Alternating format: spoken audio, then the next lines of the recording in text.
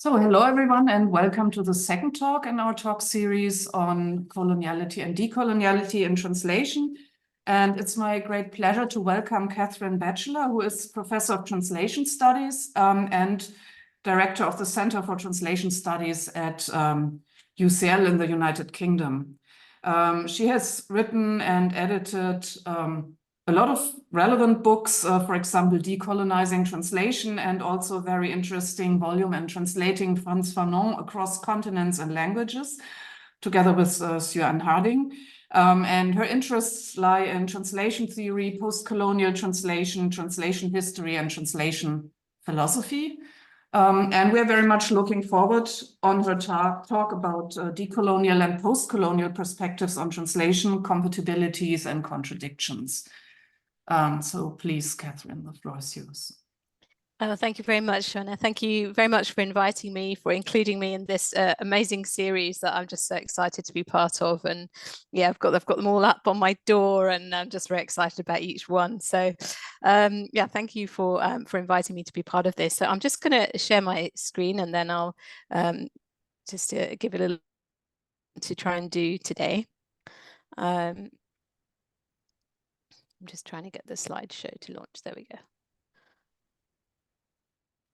Okay, so the paper that I'm going to share with you today is one that it's more or less finished, actually. So I've got the proofs with me on my desk, and it's a chapter that I wrote for this volume that's coming out very, very soon. It's been edited by Claire Chambers and Ipek Demir, and it looks like it's going to be, really exciting. I haven't read any of these other papers yet, so I'm really excited to read them, and I just wanted to share that with you in case you're interested in following up on that yourselves. So the paper that I'm giving today is kind of a shorter version of the one that I've written for this volume. So if you'd like, a copy of my paper, I can always send you this this written version of it. So my paper essentially is asking whether we need to oppose decolonial and postcolonial, or whether we concede those terms, those trends of scholarship, those fields, those traditions as something quite compatible, right? And my personal background to this talk today is a book that I wrote in 2009, which was off the back of my PhD project, and it was called Decolonizing Translation, but it very much was in a theoretical framework of post-colonialism. So it engaged with post-colonial studies and was kind of exploring that intersection between translation studies, which was my main field, and post-colonial studies. And it wasn't really until probably about 5 years ago that I, like probably many other people in this sort of Anglophone or Francophone or Germanophone sphere, i.e. not the Hispanophone sphere, became very aware of a lot of the work on decoloniality that was being done.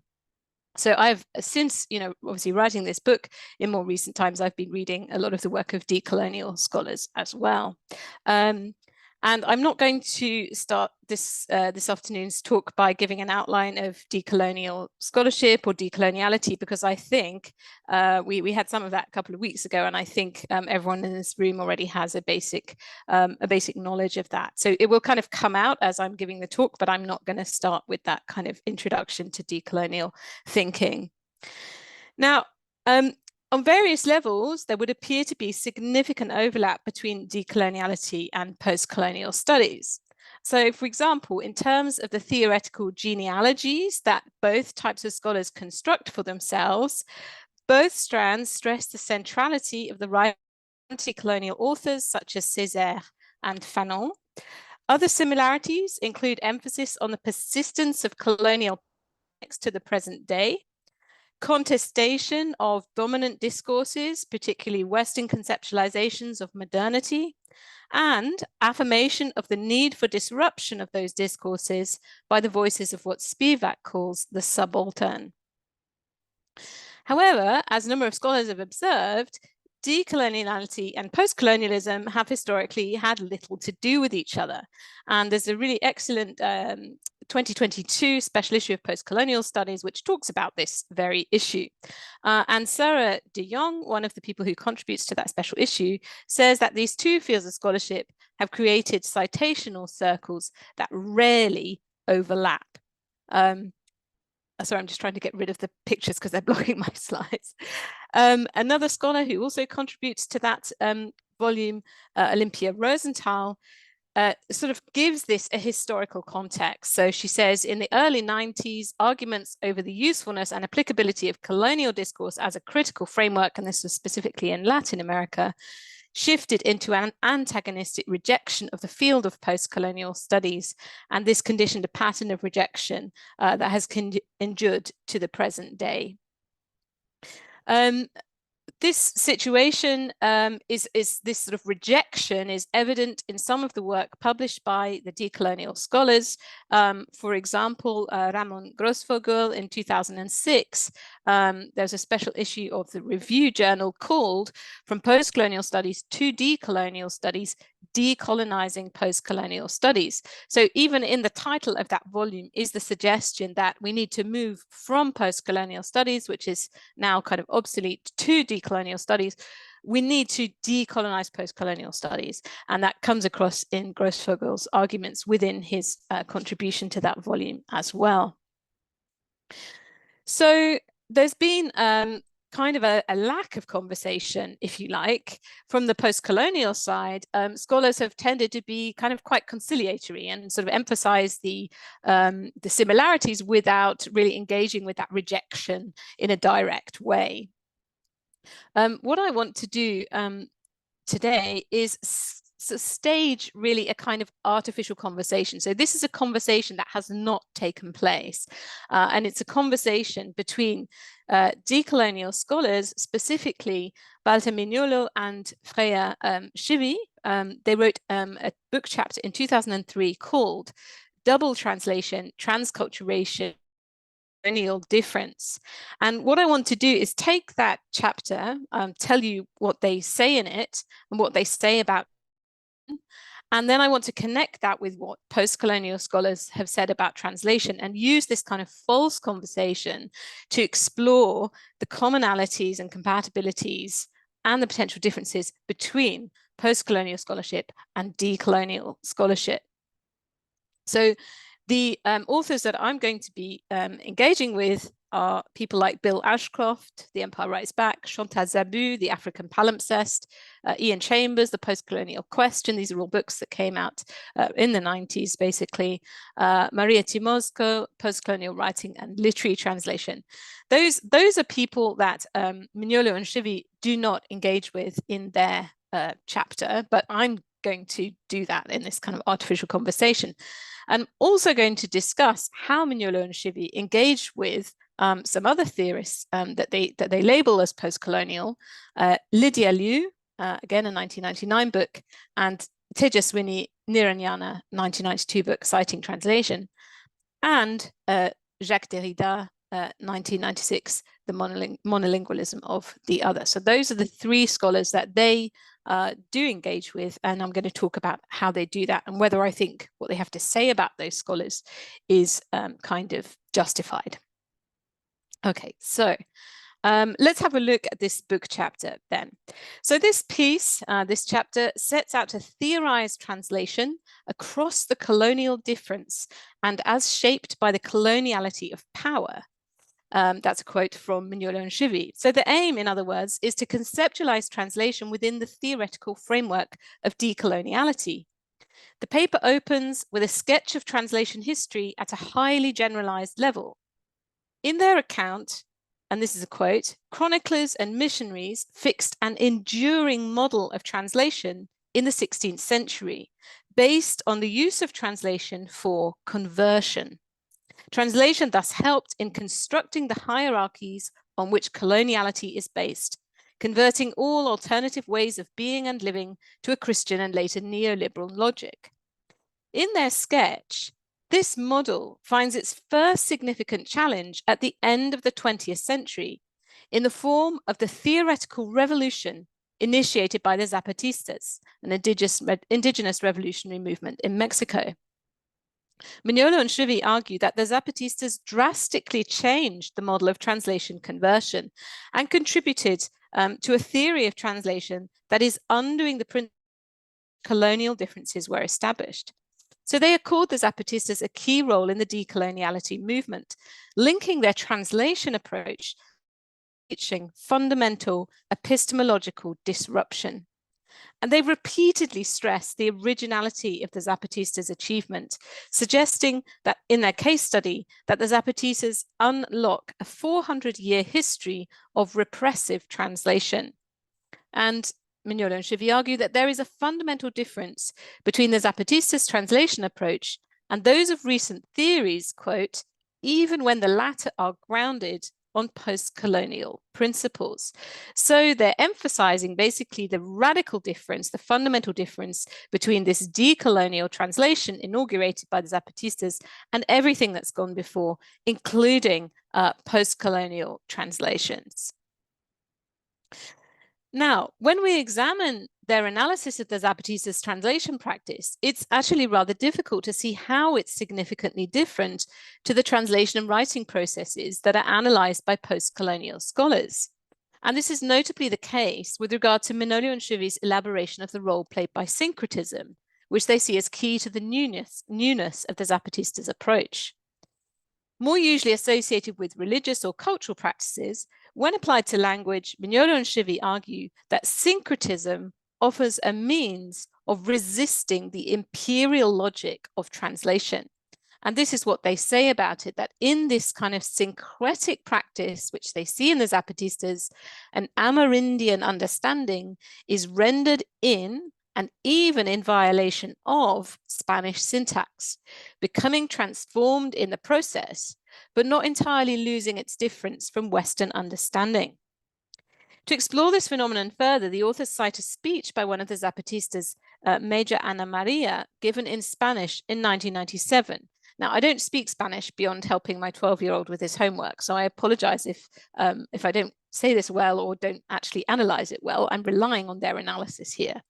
So Major Ana Maria apparently says in Spanish, detrás de nosotros estamos ustedes. And Manuela and Schivi say that the use of estamos in the sentence is ungrammatical. They describe this manipulation of Spanish as being a, quote, fracture in the grammar in the sentence that is produced by the intervention of the other grammar, the grammar of an Amerindian language. And they stress that this fracture is not only linguistic, but also cosmological, since it points to the Tojo Labal worldview in which systems and nature are not objects, but subjects. And they contrast that syncretism with the missionary or colonial translations, according to which Amerindian concepts were translated into Spanish ones and absorbed into the logic of coloniality. So again, they say the Zapatistas opened up a new possibility, the possibility of speaking and writing Amerindian languages through Spanish or using and appropriating Spanish as official language of the nation. Now, the problem I have with this, I don't so much have a problem with their analysis of what's going on with the Zapatistas. And as I say, I don't know Spanish and I don't really know anything about the Zapatistas, so I can't contest anything they're saying. And I'm not looking to contest anything they're saying sort of from within their argument. But what I do want to contest is the idea that this is a completely new thing, that it fundamentally changes what they call sort of 400 years of a translation conversion paradigm. Because there seems to me to be a lot of similarity between this kind of syncretism and what post-colonial scholars have already analyzed. For example, Bill Ashcroft and the others in their book that came out in 1989, they write at length on the phenomenon of what they call syntactic fusion in the work of authors such as Okara, Kapiswalova, and Reed. And they underline the creative potential when the syntax of one language is overlaid on another. And they say syntactic fusion is more than purely linguistic, for it includes the ranges of allusion, the nature of the imagery, and the metaphoric orientation of the language of an oppressed people.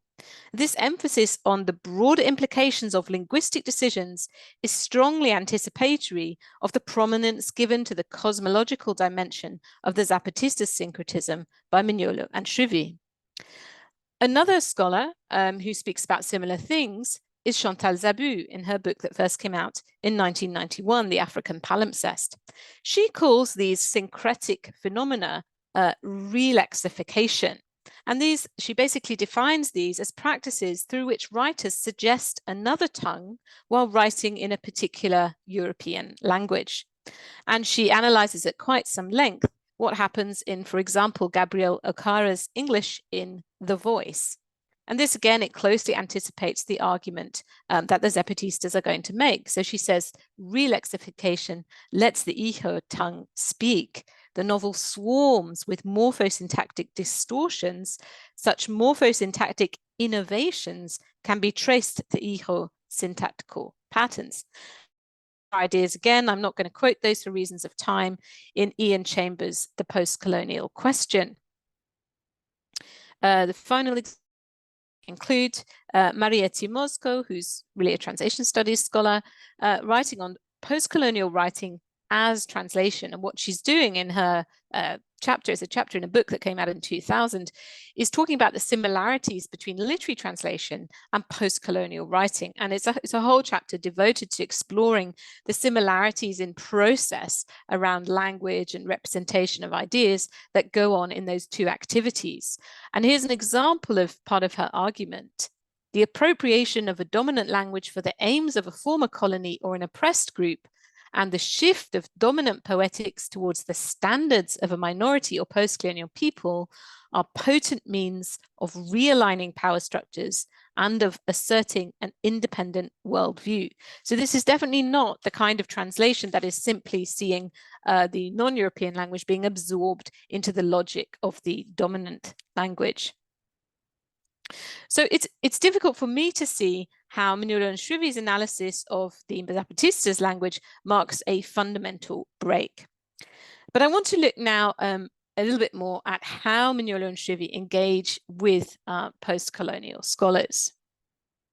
So there's someone in the waiting room. I'm just going to let them in. They talk about how the syncretism and Zapatistas is different even to these translations and analyses that are grounded on post-colonial principles. And to support that point, they reach for the work of Lydia Liu, who's a sinologist. So it's just got a bit stuck. Okay. So this is something that they say.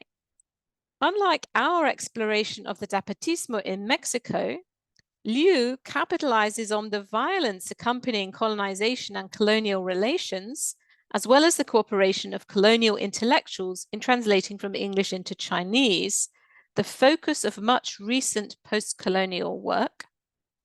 The difference is that Liu does not question the geopolitical directionality of translation, that is, the relations between language, knowledge, and power. Now, the work that they're referencing here is this one, edited by Lydia Liu in 1999, The Problem of Translation in Global Circulations, Tokens of Exchange. It's difficult for me to know what to make of this strongly worded yet minimally illustrated criticism of Liu's work. To my mind, it seems straightforwardly in.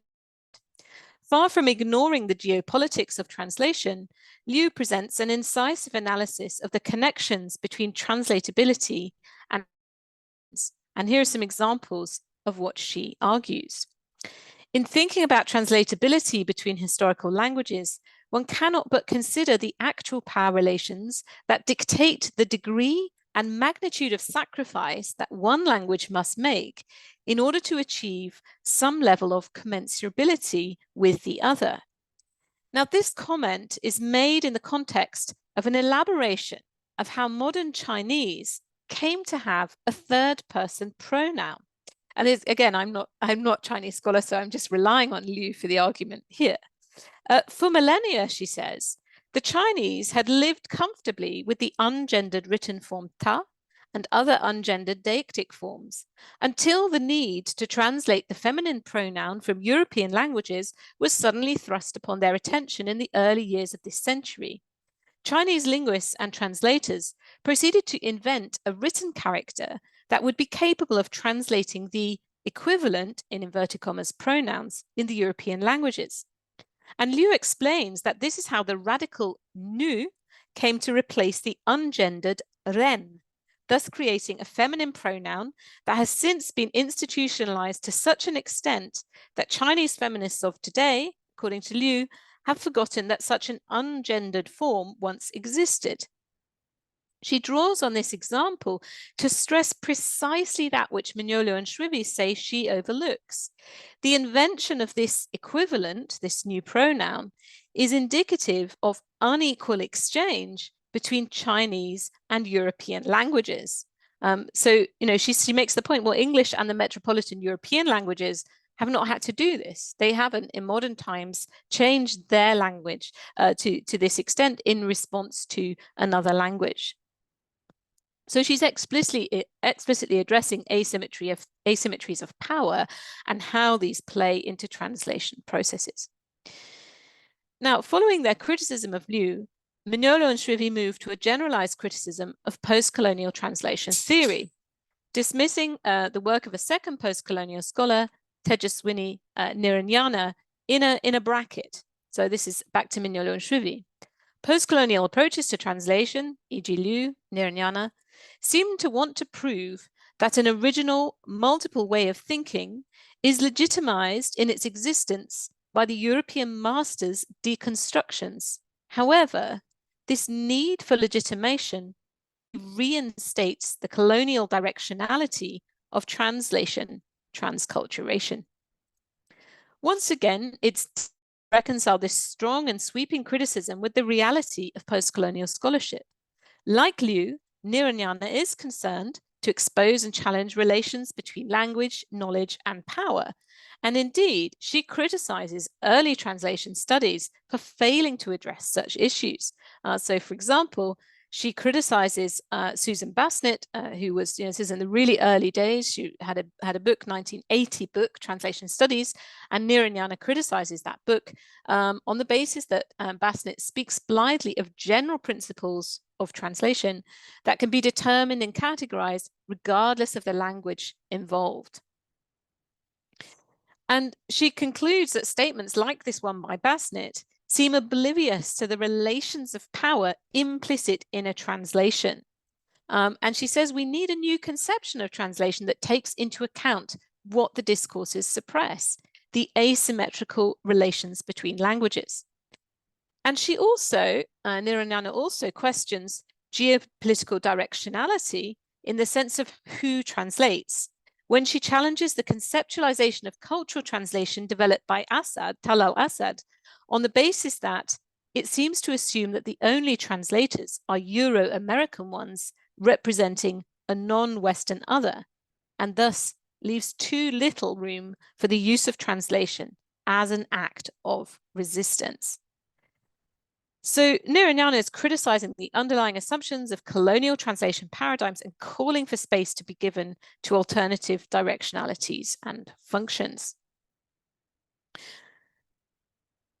In what sense, then, might Liu and Niranyana be accused of seeming to want to prove that an original multiple way of thinking is legitimized in its existence by the European masters' deconstructions? That's the quote from Manuela and Shrivi again. This certainly does not seem to me to be the thrust of either of their arguments. A clue can be found perhaps in Manuela and Shrivi's use of the word deconstructions, that we have to look outside the 2003 essay to understand their possible line of reasoning. The dislike of the decolonial group for deconstruction, which they consider beholden to and inextricable from Western metaphysics, is well known. It goes hand in hand with their criticism of what they perceive as the intellectual elitism of post-colonial theory, and it constitutes one of the major ways in which they differentiate their own work from that of post-colonial scholars. For example, in a book Global Designs from 2012, Manuela dismisses the possibility of perceiving and theorizing the coloniality modernity matrix using on the basis that it is a critique from within rather than from without modernity. In that same book, he engages directly with Derrida, and specifically with Derrida's book Monolingualism of the Other. And this is what he says about Derrida. So this is Manuela 2012. Derrida has problems speaking about and using the word colonialism. And here's the quote from Monolingualism of the Other. Je voudrais pas me servir trop facilement du mot colonialisme. Toute culture est originairement coloniale. I would not like to abuse the word colonialism. All culture is originally colonial. That's the quote from Derrida. And then Manuela carries on. I surmise that Derrida's problems with colonialism are related to his resistance and perhaps blindness to the colonial difference. Derrida insists on a universal perspective supported by his monotopic radical criticism of Western logocentrism.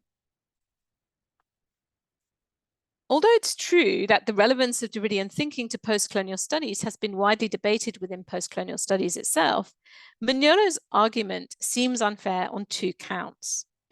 First, Derrida's reluctance to reach too quickly for the word colonialism at this moment in Monolingualism of the Other arises precisely because he's endeavoring to avoid a universalizing gesture. The context of this remark by Derrida is he's talking about his school days in Algeria, growing up in Algeria. He was at school and the language at the school was French. They were also required to learn Latin from a certain class onwards. But Arabic was one of various options. So he's reflecting on the fact, and Berber, another Algerian language, was not even on the list of options. So he's reflecting on the fact that French was the only language really, and Arabic, a language was relegated to being an option within a country where it was the main language. So he's reflecting on that situation. And in relation to that situation, he says, I would not like to abuse or reach too quickly for the word colonialism to describe this. And why does he say that?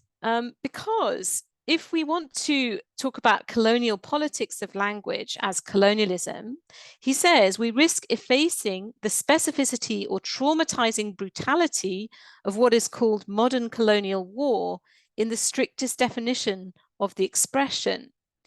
So Derrida seems to be saying that there is a distinction that somehow needs to be maintained between the most extreme and violent forms of colonialism and the apparently relatively innocuous, although of course it isn't, the relatively innocuous question of language choices available to school children. So that's on the one hand, that's his hesitation. But at the same time, and this is my second objection to Manuela, Derrida suggests that the extreme form of colonialism can itself reveal the colonial structure of any culture in an exemplary way. So in this, he's appealing to an Aristotelian logic already evoked earlier on in Monolingualism of the Other, where he's expressing the idea that when we want to think about things in general, what we do is we reach for kind of a really strong or convincing example of that thing. So he says we model ourselves upon what is most this or that, or what is the best this or that, in order to reach down to thinking the being of what is in general. So looking at the kind of extreme forms of colonial situations allows us to understand colonialism and also allows us to understand culture. So he says all culture is originally colonial. Now, this idea that we might study colonial situations in order to understand the operating of cultures more generally could be seen as corroborating Manuela's assertion that Derrida is interested only in the universal. And this is indeed Manuela's logic. He uses Derrida's statement, toute culture est originairement coloniale, all culture is originally colonial, to deduce that Derrida is interested in, quote, the coloniality of universal culture. Do you see how he's turning that around? However, the meaning of the phrase toute culture in its immediate context is not all culture in the sense of some universally shared culture, but all culture in the sense that all specific cultures share certain characteristics. And here is the longer quote. So we can see he has this statement, all culture is originally colonial. And then he explores, how we might support that. He says, let's not simply rely on etymology. In other words, let's rely on the facts that colonial and culture can both be traced back to the same Latin word colere, to cultivate. Let's not rely on that. Let's actually think about how culture and how language politics happens. So any entity which calls itself a culture, particularly perhaps national cultures, for example, French culture, has at its historical strategy of repression of those elements that it excludes in order to define itself. Just as the French language became the language of France by persecuting and suppressing other languages that were also used in France, so too French culture became the culture of France on the basis of what it repressed, did not name, or named as deviant, as much as of what it affirmed, i.e. named, or named as worthy. So essentially, summing up that part before I move on to some other kind of suggestions for commonalities, I basically disagree with Manuela's reading of Derrida there. So I've talked a bit about how decolonial scholars, or particularly I've explored Manuela and Shivi's article from 2003, how they set up this really strong distinction with postcolonial studies. And I've talked about how that in a way is based on a false reading, or a rather cursory reading of postcolonial scholarship, very, very brief engagements, very, very sweeping statements, and ultimately something of a misrepresentation of what the postcolonial scholars are doing in the first place. So that big difference that they argue, that decolonial scholars argue exists between their kind of translation represented by the Zapatistas and the post-colonial translation, I kind of argue that I don't think that holds. But are there therefore differences? So are there differences between decolonial translation and post-colonial translation? It seems to me that you could make a more convincing argument about there being differences, about the distinctions between these two strands of scholarship. It's not an argument that, to my knowledge, Mignolo has made himself, but it seems to me that you could make an argument for them being distinct. And if you wanted to do that, I think you might relate it to the primacy that's given to indigenous as opposed to Western thinking in the decolonial option. So in early post-colonial scholarship in particular, the emphasis is strongly on the consequences of the translation intervention, the syncretism or whatever, for the European language and traditions. And this is the kind of classic rights back paradigm, right? So, you know, the African, Jamaican, Papua New Guinean author, whoever, is seen to be to the center with all the implications for the center that that entails. And Ashcroft and et al. Argue that dominants have an inevitable tendency towards subversion, right? And even using the word subversion, it points you back to what is there in the dominant model. So this is a quote from Ashcroft et al. Directly and indirectly, in Salman Rushdie's phrase, the empire writes back to the imperial center by questioning the bases of European and British metaphysics, challenging the worldview that can polarize center and periphery in the first place. Now, this focus on the center and the implications for the center also emerges in books like the one by Chambers that I mentioned before. So Chambers, for example, after analyzing a lot of this post-colonial writing, he says, inhabiting English, other stories, memories, and identities cause metropolitan authority to stumble, for they talk back to it, take the language elsewhere, and then return with it to interrupt the nation narration at its very center.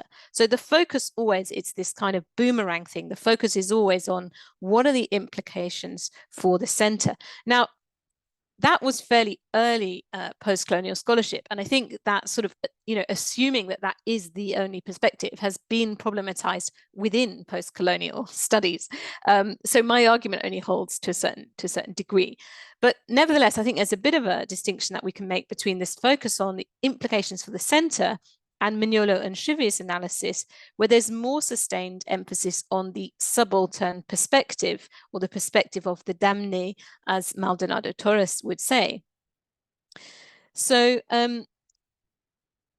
sometimes their arguments are not actually, you can't really distinguish very well, but on other occasions, the emphasis falls on the new elements that Amerindian knowledges bring to theory and politics, rather than purely on their ability to challenge European paradigms. This distinction is a subtle one, since any newness can always be read as challenge, depending on the perspective of the receiver. Nevertheless, I think this might give us some grounds for setting up a slight distinction between decolonial and postcolonial scholarship.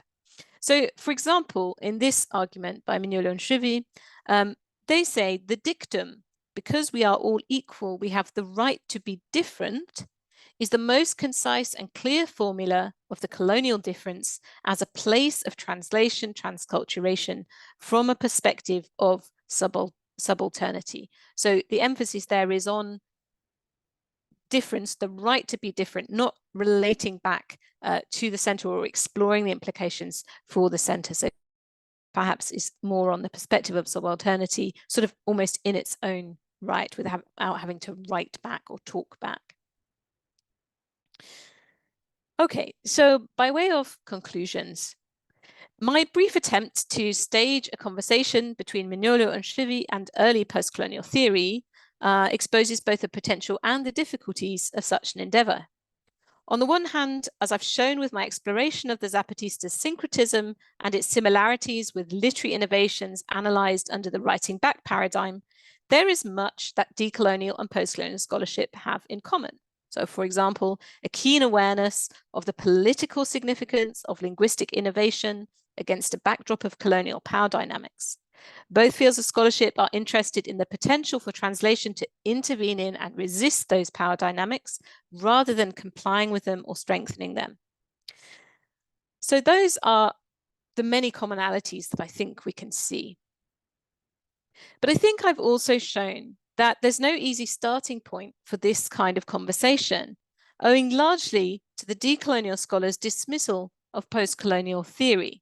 Now, you might flip that around and say, well, also owing to postcolonial scholars' lack of engagement with decolonial scholarship over the many years when it was mostly available in Spanish. That's kind of a different story, and we might want to talk about that later, I don't know. But in the case of Manuela and Shrivy's treatment of Lydia Liu and Tejaswini Niranyana, I've suggested that this dismissal is based in turn on Manuela's dismissal of Derrida, which is itself anchored in a cursory and problematic reading of monolingualism of the other. So I think my chapter, my paper, offers further evidence for an argument that was made by Bill Ashcroft more than 2 decades ago. With respect to the debate on postcolonialism in Latin America, he said, objections to postcolonial analysis have been based on a limited and academically defensive view of the discourse. And I think that was said in 1998, and I think that still holds probably today. Obviously, the paper I'm analyzing is from 2003, so much closer in time to that comment by Ashcroft. But I think we can still see this happening. For as long as this state of affairs continues to hold, any attempt to stage conversations between decoloniality and postcolonialism must first take several steps backwards, interrogating the claims that decolonial scholars make about postcolonial theory and restoring to postcolonial theory both its complexity and its commitment to self-critique. Thank you. Thank you so much, Kathryn. So, Manuela. Yes, thank you very much from my side as well. It's fascinating to listen to you and to see how, from the perspective of translation studies, this dialogue and also the lack of dialogue is being seen. And I wish I had more disagreement to offer, because I'm not a translation scholar, I'm a sociologist. But when I tell students in sociology, when we discuss decolonial and postcolonial perspectives, I start with that. There's more commonality, there's more common ground than there are differences. But then again, some of the differences come out of a need precisely around the time that you're discussing. That is the need of a perspective that has found a new name for itself, decolonial approaches, because it's not studies anymore, to carve a niche for itself. Because not long before the 2000s, the Latin American postcolonial perspective was called that, Latin American postcolonial studies. in search for a dialogue. And at least in their own account, the idea was that they now are seeking a distance because there was no offer for counter dialogue, right? And what I was wondering when you discussed, especially the emphasis on the Zapatistas, is whether you see any merit in the insistence of decolonial scholars that a lot of the need for differentiating between postcolonial and decolonial comes from the fact that postcolonial perspectives have been centered on a critique of the British Empire, and has mostly happened in English, while that not only meant a problem of language, but it meant kind of relegating 200 years of colonial history to a sort of pre-modern, pre-really colonial kind of past. And let me start with that. I have more stuff, but let's see how much. I'm sure our linguists are burning to ask questions, so I'm trying to keep my own part smaller. So. Yeah, I mean, it's really interesting, that kind of discussion of what happened sort of at the beginning. You know, what happened was there an effort for dialogue from you know, the decolonial scholars, and the postcolonial scholars weren't interested, or I mean, I've read things that contest that and say actually we were trying, and it was all a bit more complicated than that. So I don't know, but I think, yeah, in terms of carving out a niche and shifting the emphasis, I think what the decolonial scholars have done has been obviously massively effective. I think it's worked. Say, we're doing something new and we need this something new. We're not doing, you know, a Latin American version of postcolonial studies. We're not trying to nationalize postcolonial studies. We're not trying to enlarge postcolonial studies. We're not trying to force it to make space for more discussions and, you know, geographical kind of and historical context. So what they've done has been, you know, it's been very, very effective. And it really interests me, and I haven't done this research, but it really interests me, you know, obviously as a translation scholar, how do ideas circulate around the globe, and why do some ideas not circulate and others do, and why do some, you know, massively succeed and others don't? And you know, it's been a really big success story for decolonial option or scholars or whatever they want to say.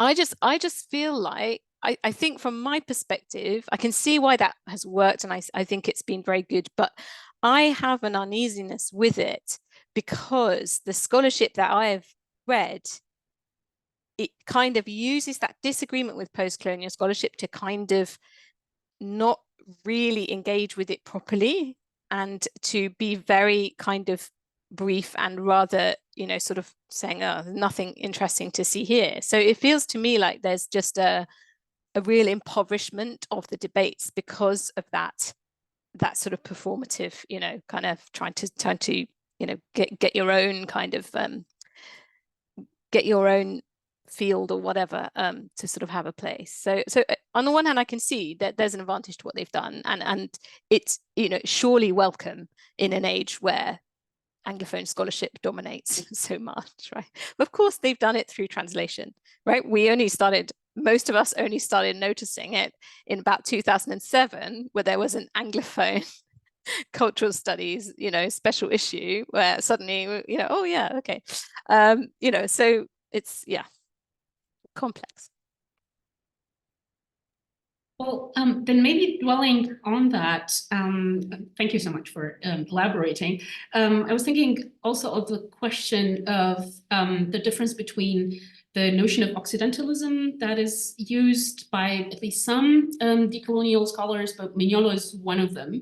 Elaborated initially, the notion was elaborated initially by Fernando Coronil, but Manuela dwells on it as a way of differentiating between a critique of Eurocentrism that starts with British colonialism and not before. And in a way, I think that can is a double-edged sword. It can go in the direction of what you said, there's differences as well, and that would be one of them.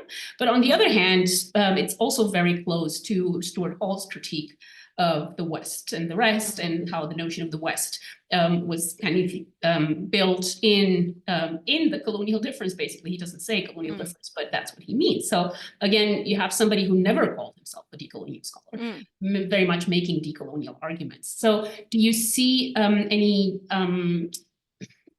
constructive use of such a difference, the Occidentalism versus Eurocentrism, or would you say this is another rather performative act of carving a niche? I think if you look at the post-colonial scholars, or people at Hall, I mean, Chambers is another good example, because in that volume, which is very much of its time, like Post-Colonial Skies or whatever it's called, in his contribution to that, he talks about colonialism as having begun in 1500. So he talks about that period, right? He's very much saying it's not just about European colonial conquest in Africa and places in India. It's it goes back to the conquest of the Americas. So I think those commonalities are actually there. They're there much more than we think they're there. But I think one of our weaknesses as modern day scholars is we don't tend to go back and read earlier stuff as much as we might, because we kind of have this sort of very linear view of scholarship, and we're forced to do that. We're always supposed to be writing new things to be evaluated and bring newness and whatever. And I think we tend to neglect rereading and looking in detail at some of this older scholarship. We have the feeling that that's sort of been superseded. But I think if we go back even to some of that earlier work in post-colonial studies, we would see that these ideas that the decolonial scholars have kind of majored on, that they are there and they are discussed.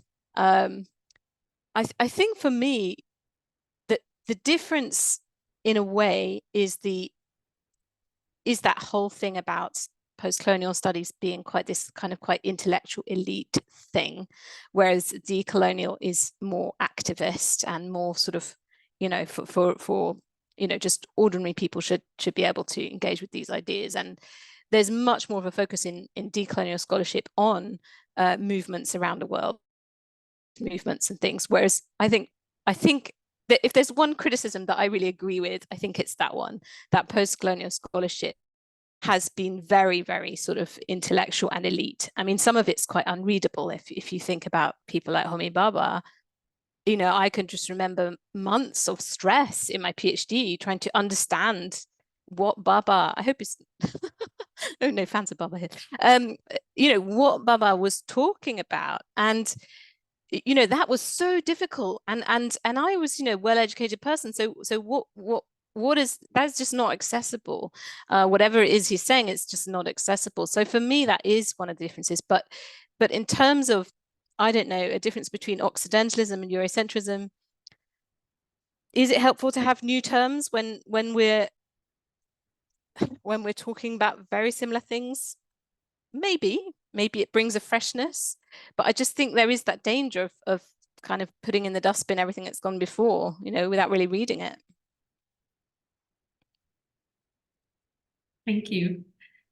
Do we have time for one more, or yes, do we open up? Okay, because of course that comment about Homi Bhabha made me go back to the idea of theoretical genealogies, where you were mentioning Aimé Césaire and Frantz Fanon as the common ground on which both perspectives rely. But on the other hand, basically what was for a long time known as the Trinity of post-colonial studies was not at all Césaire and Fanon, was Paul, Bhabha, and Spivak. Whereas the kind of building one's own kind of canon while rejecting the idea of a canon was reliant upon just looking both in a different language container, let's say, and also in a different theoretical department. And one of the things that Coronel says when he stresses why decolonial perspectives are different is that they come from a tradition of dependency theory and basically a critique of political economy that is not there in post-colonial studies. And something that some post-colonial scholars like Neil Lazarus have themselves critiqued about post-colonial studies, saying, you know, it's not like it's all critique of epistemology and it's all literary and language studies. We should be doing some political economy. We're doing not enough of that. So where do you see, again, more similarities or differences here? Is this productive at all? Yeah, I mean, I think it changes the emphasis, doesn't it? I mean, interestingly enough, post-colonial studies kind of happened because prior to post-colonial studies, people in, you know, the economics, the military history of colonialism, they weren't really interested in these kind of intellectual consequences, you know, sort of ideas around decolonizing the mind and, you know, the sort of fundamental, well, the things that Fanon talks about as well, right? The kind of the impact of colonial systems on human beings and their ways, our ways of thinking, you know, whichever side of the equation we're on, you know, it's all these kind of explorations of things like, you know, identity and representation. None of that was being talked about before post-colonial studies came along, as far as I'm aware, apart from in some of this anti-colonial literature. So post-colonial studies were sort of doing something new by moving away from that, from thinking purely in sort of, I don't know, economic terms about the state of the world.